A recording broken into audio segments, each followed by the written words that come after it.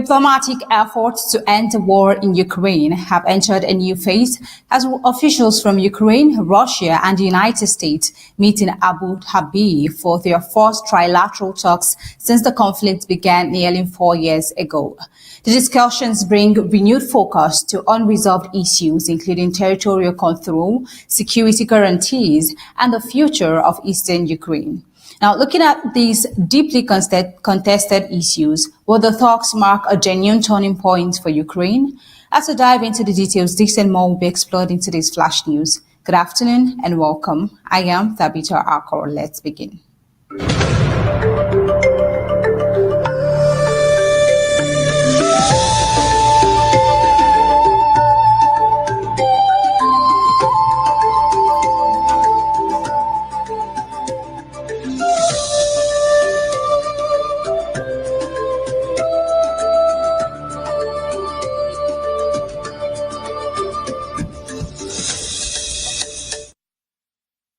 Ukrainian, Russian, and United States officials are holding their first trilateral talks since Russia's full-scale invasion of Ukraine in February 2022, as diplomatic efforts to end the war intensify. The talks taking place in Abu Dhabi come after months of bilateral and indirect negotiations and follow renewed engagement by Washington aimed at brokering a peace deal. Although Presidents Volodymyr Zelensky, Vladimir Putin, and Donald Trump are not attending, senior delegations from all three countries are present.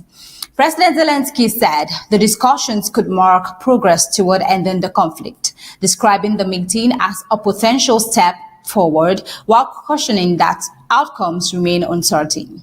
He also said the talks will focus heavily on the status of eastern Ukraine's Donbas region, which remains one of the most contentious issues in negotiations. Speaking in Davos on the sidelines of the World Economic Forum, President Zelensky confirmed he had discussed Donbas with President Trump and said the two leaders have agreed on future U.S. security guarantees for Ukraine should a peace deal be reached. He also said Ukraine raised the need for additional air defense system to counter Russian missile attacks. Let's take a look. Who can help make it happen? Europe loves to discuss the future but avoids taking action today, action that defines what kind of future we will have. That is the problem. The Abu Dhabi meeting follows late-night talks in Moscow between President Putin and Trump's envoys Steve Witkoff and Jared Kushner. The Kremlin described those discussions as constructive, though it acknowledged that deep disagreements remain, particularly over territory. Russia continues to insist that any lasting settlement must address what it calls the root causes of the war, including Ukraine's control over contested eastern regions. Ukraine, however, has repeatedly rejected proposals that would formalize Russian territorial gains, warning that such concessions would undermine its sovereignty and long-term security. The talks come amid renewed fighting on the ground. Ukrainian authorities reported that a Russian drone strike in eastern Ukraine killed 4 people, including a 5-year-old child, while continued attacks on energy infrastructure have left large parts of the country without heating during sub-zero temperatures. We say that despite the humanitarian and military pressures, Kyiv has maintained its commitment to diplomacy, arguing that U.S. backing remains critical to both Ukraine's defense and any future peace framework. Whether the Abu Dhabi talks will produce concrete progress remains unclear, but they represent the most significant moment of direct engagement between the three sides since the war began nearly 4 years ago. Now, this is development coming from the Russia and Ukraine war, lasting for almost getting to 5 years now. Now, away from that, I'm bringing you over to the Trump's Board of Peace. The United States President Donald Trump on Thursday withdrew an invitation for Canada to join his newly launched Board of Peace, following moments by Canadian Prime Minister Mark Carney that criticized the use of economic power and tariffs by major nations. The decision came after Carney's speech at the World Economic Forum in Davos, where he warned against powerful countries weaponizing economic integration and urged acceptance of a shifting global order. His remarks drew applause from delegates and a rare standing ovation. Let's take a look. We are in the midst of a rupture, not a transition. Great powers have begun using economic integration as weapons. Tariffs as leverage, financial infrastructure as coercion, supply chains as vulnerabilities to be exploited. You cannot live within the lie of mutual benefit through integration when integration becomes the source of your subordination. When the rules no longer protect you, you must protect yourself. What does it mean for middle powers to live the truth? Well, first, it means naming reality. Stop invoking rules-based international order as though it still functions as advertised. Trump announced the withdrawal in a social media post addressed to Carney, saying the board was rescinding Canada's invitation to join what he described as an elite global leadership body. Neither the White House nor Carney's office responded immediately to requests for comment. Only days earlier, Carney's office had confirmed that Canada had been invited to participate in the initiative and that the Prime Minister intended to accept the offer. In Davos, Carney argued that Canada and other middle power nations could work together to avoid domination by larger economies, pointing to Ottawa's recent trade agreement with China as an example of diversified economic partnerships. Let's take a look. By March the 1st, Canada expects that China will lower tariffs on Canadian canola seed to approximately 15%. China is a 4 billion canola seed market for Canadian producers, and this change represents a significant drop from the current combined tariff levels of 84%. Furthermore, Canada expects that Canadian canola meal, as well as Canadian lobsters, crabs, and peas, will not be subject to relevant anti-discrimination tariffs from March 1st of this year until at least the end of this year. President Donald Trump pushed back sharply, saying Canada depended heavily on the United States and should be more appreciative of past American support. He made the remarks while attending an event on the sidelines of the forum. The withdrawal came just hours after President Trump formally launched the Board of Peace, an initiative initially framed as part of efforts to support a ceasefire in Gaza. According to Trump, permanent members of the board are required to contribute $1 billion each to fund its operation. Let's take a look.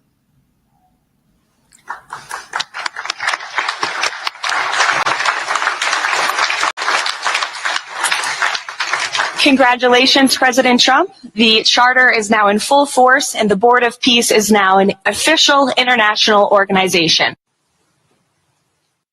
President Trump has said the board would work alongside the United Nations. However, a United Nations spokesperson clarified that any engagement with the body would be limited to the scope outlined in a Security Council resolution tied to Trump's Gaza peace proposal. Countries that have agreed to join the board include Argentina, Bahrain, Morocco, Pakistan, and Turkey. Several U.S. allies, including Britain, France, and Italy, have indicated they are not prepared to participate at this stage. Moving ahead and over to Iran, President Donald Trump has signaled that a large U.S. naval force is moving toward the Middle East amid escalating unrest in Iran, issuing a fresh warning to Tehran's leadership as the country grapples with its most serious protest in years. Speaking to reporters aboard Air Force One on Thursday, President Trump said the United States had assembled a major naval presence heading toward the region, stressing that he hoped military force would not be required. U.S. officials say the deployment is intended as a deterrent, while Washington closely monitors developments inside Iran.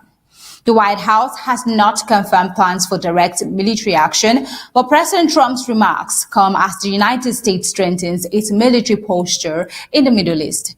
The buildup reportedly includes the aircraft carrier USS Abraham Lincoln, accompanied by guided missile destroyers and support vessels. Let's take a look. A lot of ships going that direction, just in case. We have a big flotilla going in that direction. And we'll see what happens. We have a big force going toward Iran. I'd rather not see anything happen, but we're watching them very closely. I stopped 837 hangings on Thursday. They would have been dead. Every one of them would have been hung. Why does this matter? President Trump's comments are to leadership following weeks of violent crackdowns on nationwide protests that began in late December over economic hardship and soaring inflation. The demonstrations have since evolved into broader opposition to the ruling establishment. Washington has repeatedly warned Tehran over its handling of the arrest, unrest with Trump previously indicating that continued violence against protesters could provoke U.S. intervention. The latest naval movements are likely to further strain already fragile relations between the two countries. Also, in another development, President Volodymyr Zelensky, in a speech that appears to question decisive actions yet to be taken by the international community on the protests in Iran, characterized by mass death and execution, has this to say. Let's take a listen. There was so much talk about the protests in Iran, but they drowned in blood. The world has not helped enough the Iranian people. And it's true, it has stood aside. In Europe, there was Christmas and New Year celebrations, the seasonal holidays. By the time politicians came back to work and started forming a position, the Ayatollah has already killed thousands. And what will Iran become after this bloodshed? If the regime survives, it sends a clear signal to every bully: kill enough people and you stay in power. What will Iran become after this bloodshed? A critical question. Meanwhile, we see that the Institute for the Study of War said Iran's authorities appear to be minimizing the scale of the crackdown, despite indications that it may be the deadliest period of internal repression in the country's modern history. What do we have to know about it? U.S. officials say the USS Abraham Lincoln Strike Group is expected to arrive in the Middle East in the coming days. The carrier is equipped with dozens of fighter jets, helicopters, and surveillance aircraft. And WD is supported by Navy destroyers capable of missile defense operations. Activist groups also estimate that more than 4,500 demonstrators have been killed since the protests began. While Iranian authorities place the death toll at just over 3,100, including members of the security forces, independent verification of the figures remains difficult. Despite the heightened rhetoric, President Trump has reiterated that he prefers a diplomatic outcome and has indicated openness to talks if Iran is willing to escape. So after this, what happens next?